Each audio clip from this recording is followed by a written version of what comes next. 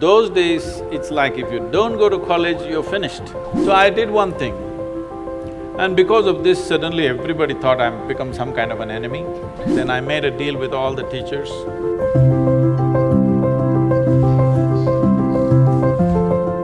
Also, speaking of schooling and parents and careers, right now, we're in an age where there's so many different offbeat careers coming up. As YouTubers, we get this question all the time. How did you talk to your parents about it? How do we convince our parents about this really new career that we have? I want to ask you, if you had to convince your parents and tell them that this is what you, how did that discussion go? Did that happen where you had to sit them down and tell them that this is what I'm going to do for the rest of my life? I want to do YouTube now. Like, did that happen with you too? What? He's doing YouTube right now. Like, he's into YouTube. That's why. Well, not everybody can be convinced about everything, okay? Some things are just done. So, just to give you an example, when I passed my 12th standard, at that time it was called PUC. After that, I decided I will educate myself. I don't want to go to college. This is a family where everybody is educated. Not going to college is like sacrilege. At least today, there is a little more flexibility. Those days, it's like if you don't go to college, you're finished. Because now probably if you don't go to college, you may lose your lifestyle, but you won't lose your life. That was a generation, if you don't go to college, you lost your life, you're on the street, that's about it. So they were terrified of this. My father being a physician, he was just freaked about it. He is a very studious man, all his life, first, second, third in everything that he has done. So he couldn't believe this, that I want to educate myself. So I did one thing, and because of this, suddenly everybody thought I'm become some kind of an enemy, and they were not even talking to me properly. I did one thing. I was just to tell you, I was such a big eater. I would eat 10 times, more, at least 10 times of what I eat today. But I never was putting on weight or anything because my level of physical activity was such. I could just run up a coconut tree, I was made like that. So I was every day cycling about 50, 60 kilometers, swimming in the Kaveri and going back like this, so eating this. I decided to go to the Mysore University library.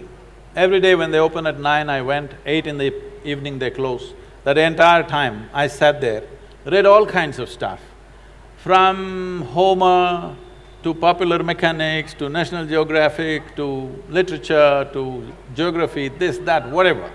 Whatever came my way, every day for 1 year I read like this, just all kinds of things.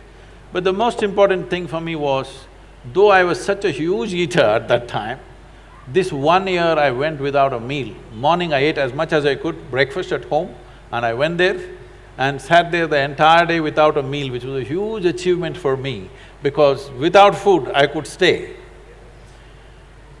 This kind of expanded my way of looking at life, but family drama started, my mother started crying when the next academic year comes, go to college, go to college, go to college.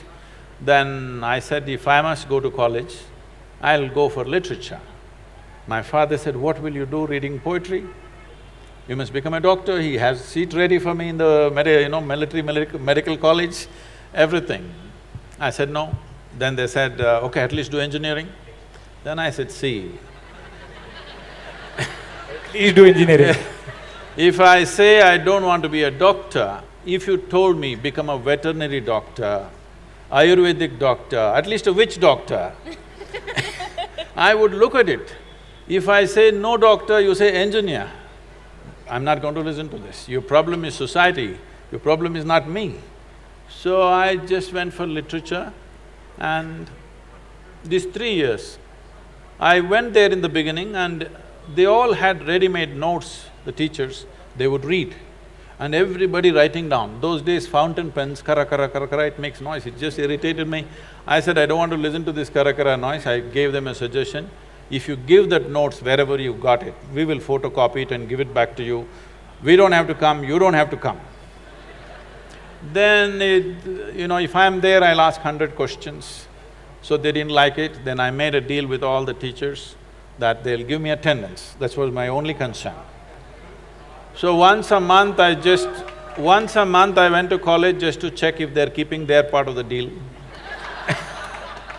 My life is so similar, yeah. So I explored the geography of Mysore district in such a way, every village track, every hill that is there, every little bird nest, whatever is there, everything I paid attention, just wandering aimlessly.